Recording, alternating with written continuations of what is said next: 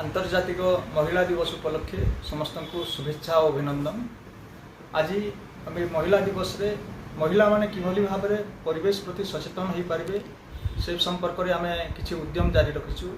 पद्मपुर मानगण्य महिला मानू अशोक गछ वृक्ष उपहार स्वरूप दे आम पद्मपुर तथा समस्त महिला मानू परिवेश उपर कार्य करने को आह्वान देवुछु। आंतर्जातिक महिला दिवस अवसर में समस्त महिला मानक अनेक अनेक शुभेच्छा और शुभकामना। आउ जड़े उद्भिद विज्ञान अध्यापिका हिसाब से मो माने समस्त महिला मानक आज ये आंतर्जातिक महिला दिवस रे यही वार्ता देवा को चाहिए जे समस्त महिला माने जपरी निज घर जपरी आम जत्न नेउ। नारी को कहा जाए से सृष्टिकारिणी से पालनकारिणी।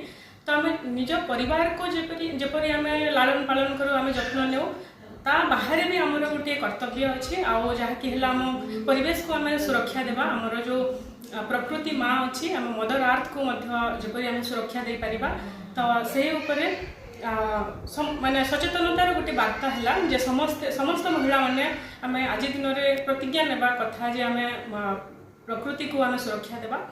केवल आम पाई नुह आमर भविष्यतर पीढ़ी पाई मध्य जपरी आम सुरक्षा दे पारिबा से दिगरे आम निश्चित भाव में समस्ते चिंता करिबा।